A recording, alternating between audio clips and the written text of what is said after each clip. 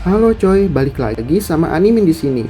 Dan kali ini Animin mau lanjutin light novel Classroom of the Elite volume 7.5 dari video sebelumnya yang berjudul Alasan Kenapa Ayano Koji Menolak Perasaan Sato Maya.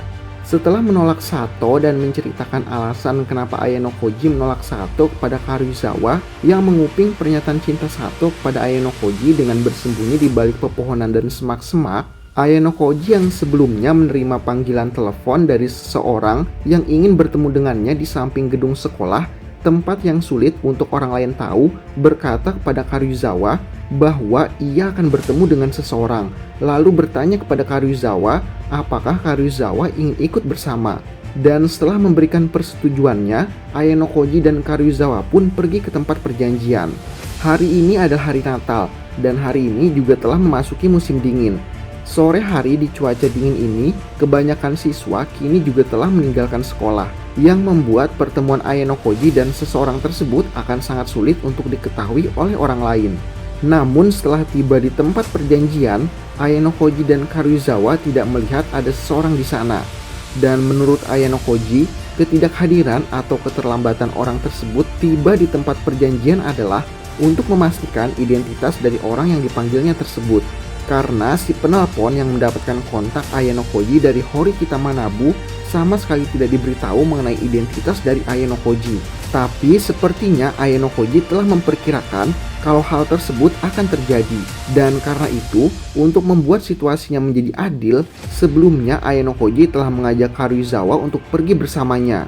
Alasan Ayano Koji mengajak Karuizawa adalah karena jika telepon itu adalah sebuah jebakan, dan Ayano Koji muncul sendirian di tempat perjanjian, itu akan membuat si penelpon dapat mengkonfirmasi bahwa Ayano Koji adalah orangnya, dan membuat identitas Ayano Koji akan terbongkar. Tapi karena Ayano Koji mengajak Karuizawa bersamanya, itu akan membuat si penelpon tidak bisa memastikan apakah dua orang yang datang ke tempat perjanjian adalah orang yang ditelepon sebelumnya, atau mereka hanyalah sepasang kekasih yang kebetulan datang ke tempat tersebut. Dan karena itulah mau gak mau si penelpon harus memastikan sendiri dengan menunjukkan dirinya dan bertemu dengan pasangan yang berada di tempat perjanjian tersebut. Tak lama kemudian seorang siswa mendekati Ayano Koji dan Karuizawa lalu berkata, "Maaf, aku telah membuatmu menunggu."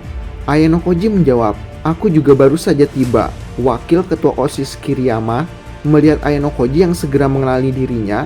Kiriyama terlihat sedikit terkejut lalu berkata, "Sepertinya kau sudah mengumpulkan informasi tentang OSIS sampai batas tertentu. Dan jika kuingat, namamu adalah Ayano Koji kan?" Ayano Koji menjawab, "Aku tak pernah menduga bahwa orang yang membawa taringnya ke arah ketua OSIS Nagumo akan menjadi wakilnya sendiri." Kiriyama berkata, "Sebelum kita membicarakan itu, aku ingin menanyakan satu hal." Sambil menunjuk ke arah Karuizawa, Kiriyama bertanya, "Siapa siswa di sana? Aku tak mendengar tentang dia sebelumnya." Ayano Koji menjawab, "Dia adalah rekanku yang bisa dipercaya." Kiriyama berkata, "Rekan yang dipercaya ya? Aku tak punya pilihan selain mempercayai angkatan tahun pertama. Ini sangat menyedihkan. Kalau begitu kita akan langsung ke urusan kita. Aku ingin percakapan ini tidak diketahui oleh siapapun. Dari awal Nagumo dan aku tak pernah terlihat secara langsung. Fakta bahwa aku bergabung dengan OSIS juga adalah karena aku mengidolakan Horikita Manabu Senpai dari kelas A yang sama. Yang tentu saja sekarang aku adalah mantan kelas A. Aku ingin mencegah Nagumo yang mulai bertindak sebagai ketua OSIS, tapi itu adalah tugas yang mustahil. Itu sudah lama berada di luar jangkauan kekuatanku. Ini cerita yang menyedihkan." Lalu Ayano Koji pun bertanya, "Cerita tentang ketua OSIS Nagumo yang mengumpulkan seluruh siswa tahun kedua sebagai sekutunya. Berapa banyak kebenaran dari cerita tersebut?" Kiriyama menjawab, "Hampir semuanya benar. Tentu saja ada orang-orang di dalam yang tak benar-benar puas dengannya, tapi tak cukup untuk memberikan perlawanan terhadapnya. Bahkan mereka yang melawannya telah mengundurkan diri dan dikeluarkan dari sekolah." Mendengar jawaban dari Kiriyama, Karuizawa bertanya, "Hei Kiyotaka, aku mengerti tentang bagian menyatukan kelas. Tapi apakah mungkin untuk membuat sekutu dari kelas lain? Bukankah kita semua bersaing untuk naik ke kelas A?" Ayano Koji menjawab, "Aku yakin wakil ketua OSIS Kiriyama akan menjelaskan bagian itu." Kiriyama menjawab, "Nagumo menjanjikan sebuah reformasi yang melampaui batas antar kelas. Nagumo menyatakan bahwa siswa yang memiliki kemampuan akan ditarik ke kelas A. Bahkan apabila siswa tersebut kini berada di kelas D. Jika siswa tersebut benar-benar memiliki kemampuan, maka siswa tersebut dapat ditarik oleh Nagumo masuk ke dalam kelas A. Lalu pertanyaannya, jika siswa tersebut benar-benar memiliki kemampuan, mengapa siswa tersebut tidak menggunakan kemampuannya untuk menaikkan kelasnya bersama-sama dengan teman sekelasnya, menuju ke kelas yang lebih tinggi? Ayano Koji yang melihat kebingungan di wajah Karuizawa berkata, "Jika aku harus mengatakannya secara sederhana, itu akan menjadi sama seperti kasus Horikita Susune dan Yukimura. Karena seperti yang kita tahu, awalnya bagi Horikita dan Yukimura, ini adalah sebuah kesalahan menempatkan mereka berada di kelas D.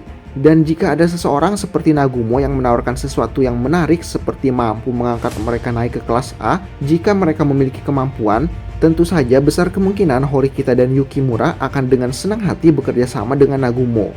Lalu dengan banyaknya sekutu yang memiliki kemampuan, maka kelas-kelas lain akan semakin kehilangan siswa berbakat di kelas mereka, dan membuat mereka tidak akan pernah mampu untuk bisa naik ke kelas yang lebih tinggi jika bersaing menggunakan sistem poin kelas.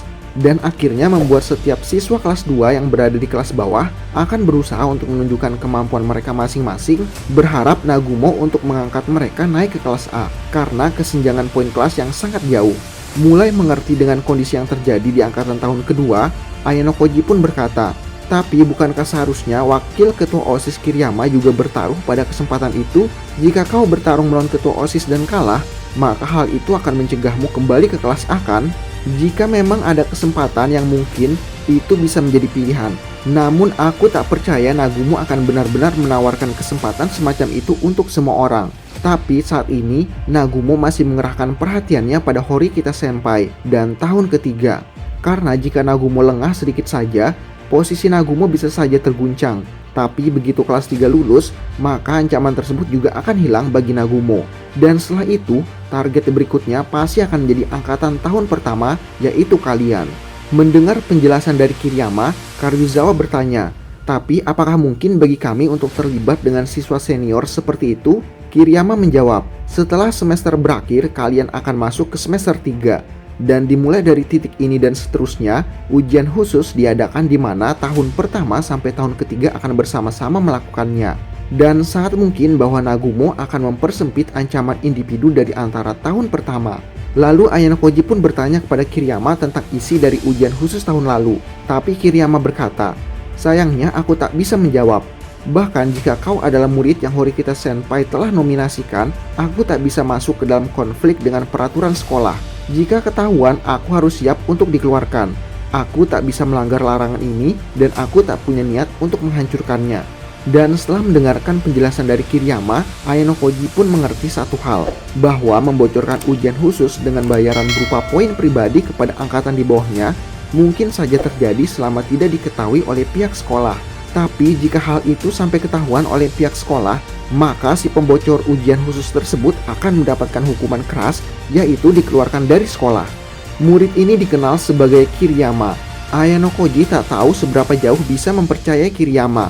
Dilihat dari sikap yang Kiriyama ambil terhadap Nagumo, Ayano Koji dapat menyimpulkan bahwa Kiriyama menyimpan kebencian terhadap Nagumo. Tapi Ayano Koji juga dapat melihat bahwa pernyataan-pernyataan yang diucapkan oleh Kiriyama juga ditujukan untuk keuntungan dirinya sendiri. Tapi untuk saat ini, Ayano Koji merasa masih kekurangan materi untuk bisa menyimpulkannya. Lalu Kiriyama berkata kepada Ayano Koji, "Bagaimana menurutmu? Terserah kau untuk memutuskannya. Tapi ingatlah satu hal, para siswa yang menjadikan Nagumo sebagai musuh telah dikeluarkan dari sekolah tanpa kegagalan." Ayano Koji berkata, "Kalau begitu, aku merasa akan lebih baik jika aku tak menjadikan ketua OSIS sebagai musuh." Kiriyama bertanya, "Jadi kau tak mau bekerja sama?" Ayano Koji menjawab, "Aku akan bekerja sama. Aku juga memiliki keadaanku sendiri yang mengharuskanku bekerja sama denganmu." Kiriyama berkata, "Baiklah kalau begitu, bagaimanapun Nagumo sudah mulai mengarahkan perhatiannya ke arahmu. Mulai sekarang aku akan membocorkan informasi tentang Nagumo dan tindakannya kepadamu. Tentu saja selama itu dalam area aturan. Setelah itu keputusannya terserah padamu.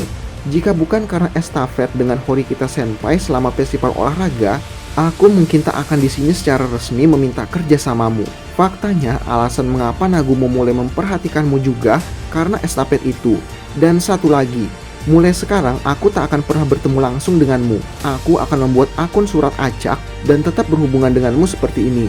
Dan kemudian, jika persekongkolanku denganmu ditemukan oleh Nagumo karena kesalahanmu, aku akan membuatmu mengerti apa yang akan terjadi.